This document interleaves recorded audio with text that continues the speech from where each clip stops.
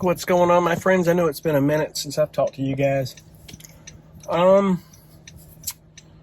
This is the first time in my life that I've ever been in a situation where I just don't know what I want to do, where I want to live, how, and how, and then forth. And I'm looking at lots today, and I actually am in an area called Harleyville, which is between Summerville and St. George, South Carolina. And I'm looking at this is a lot here, but I'm not exactly sure. I have to get more information on it. I think at this point, I'm just going to scope around and look at different lots. And I think that I'm going to have to talk to a real estate agent. I'm going to have to get a better feel of what's going on here. On this lot here was a really old house at one time. They tore it down. I see the remnants of the metal roof crumbled up over here in the corner. I'd have to hire somebody to come in and grade and clean this land out and do this. But, it's ideal size. It's probably quarter acre or less, just a hair less than that. And I can put the ideal small house on there, and I can park my cars, or I could even park an RV next to the house. There's just one idea, one possibility here. So I just had this feeling I better get on something before someone else does. It's so much growth around here. To give you an idea, there's no condos for sale anymore where I'm at, except there's 2 on James Island. They're 1 bedroom, and the taxes, it's what Charleston's become. The taxes are just through the roof. It is absolutely crazy. Sorry, I've got Cheez-It dust on my pants, on my jeans here, my black jeans. But anyway, I'm going to keep looking. And we'll see what comes about. But this here, if you can see it, kind of a pan view. It's a small lot, kind of where you see those trees back there, and that palmetto tree right there. Be kind of cool to clear out that and have that in my backyard. And that tree is the property line. I think that big old pine tree, but it looks a little rough, as they always do. But contractor can come in and clean that out and get something put. I'm thinking of about maybe something like an ADU type tiny home. If you ever heard of those, it would be a home I'd live in. But if I put that on here, there's no room for building another house. So what I'm going to have to do is just kind of build a house that's ideal for this if I were to do this. So that's one idea. I'm looking in different corners. So let's see where it takes us.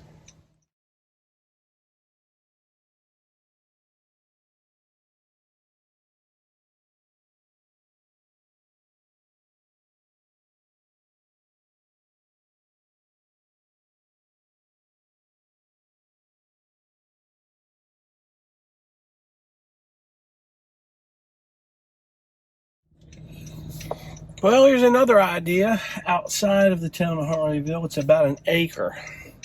It's all wooded up, though. I have to get this cleared out. I wouldn't know anything about the land. That's the thing about it. It'd be a septic tank situation, and I have to get some history on it. I have to get DHEC involved to see if it will perk, as they say, for septic, which I think it will. You got power. There's a pole over here. And someone's lived here. Someone's had this land. I could tell there's a driveway path. But I don't really know. So we shall see. Off to the next. Okay, so I went and saw that other lot that I was looking at. It's close to where they call the Edisto River here off of Summerville. That's actually promising. But the problem is it's flood zone. Flood zones make me real nervous. And it took water in the 2015 floods we had over there. Some people took water over there. It floods. You're by the Edisto River. But I spoke to the real estate agent listing that property, and he really gave me some good information, very promising. And I'm going to get with him this week, and we're going to go look at a couple of these properties I've been looking at. We're going to see. Because I'm kind of showing him my vision and what I think could happen.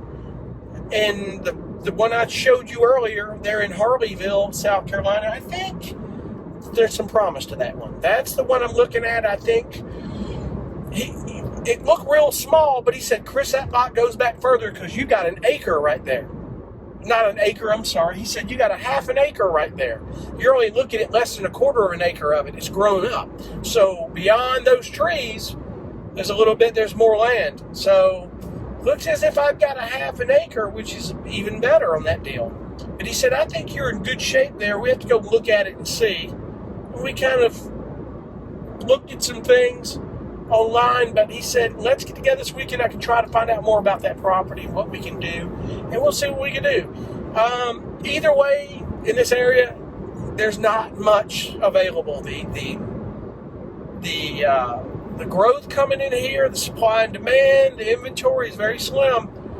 To build this house probably would cost me around $150 to $180 a square foot with the cost of wood right now. Now, what I'm probably going to end up doing is waiting a little while, let lumber come down, because right now is not a good time to build, folks. It's tough. It's very tough. We'll see. That's all I can do, but I just trying to figure out what I want to do, and I got to do something because I really want to get myself planted and roost. And then what I'm going to do, like I said a while back ago, for travel instances, I'll just get me another vehicle, and I'll have a travel vehicle that's, I don't have so much money into it, but it's so much easier to overland or travel with. Not really overland per se, because that's getting off-road, but I've used that term before, and it's like, I don't like getting off-road too much. Some people do. That's just not my thing. But anyway, we'll see where it goes. That's all we can do. I built homes with developers. I've never built them from the ground up with a contractor. This could be an interesting experience if I do this. We shall see. So anyway, I hadn't jumped on in a while. I am doing well. Just staying busy with my music. Trying to end the year out on that deal. Plan for the first of the year, mostly in the next few weeks. It's probably, I've gotten my year done musically pretty much, and I just want to start figuring out how I'm going to get the first of the year going musically and make it happen. I noticed a lot of cool placements coming in. I don't know if I told you guys that Detection Service caught placements on NCIS New Orleans. You ever watch NCIS? Well, I've had music on it now, so go figure. I've got music on NCIS. It's very cool. Bunch of shows, though. Nickelodeon the other day had a rock track. I could tell there were reruns by the pattern. The initial, I'm probably due to get paid on the initial coming up this next quarter, because it was way back, probably the initial, the first placement, the first episode that came out, and then the reruns they resyndicate. So it's different networks. But a lot of shows, a lot of crime shows, a lot of documentaries, some stuff over in Poland, a lot of UK networks, a lot of different countries. So anyway, it's a very cool feeling to know your music's being played around the world like that. And most people that watch it don't even know it. Like I ask most people, how did you like the music in that particular show? They can't tell you like what music. Because if you think about it, you guys, unless you do listen to the music, I don't think you do. It's subliminal. And I'll tell you how subliminal it is. I'm looking at that show, looking for my music in it, because I know it. I got paid, it's in there, and I'm watching it, and my own music will go in one ear and out the other. And I don't even know it's been played, because it's subliminally going into my brain. It drives that emotion. Yeah, it's amazing. So, and I tell a lot of people about, I do music for film and TV, and it's like they can't figure out what I do. I try to explain it to them. It's like it's pretty cut and dry. I put music in those TV shows you watch. What throws them off is they don't listen to the music in these shows. They just watch the show. That's what's driving your emotion in these shows, folks. You're feeling that music, that tension.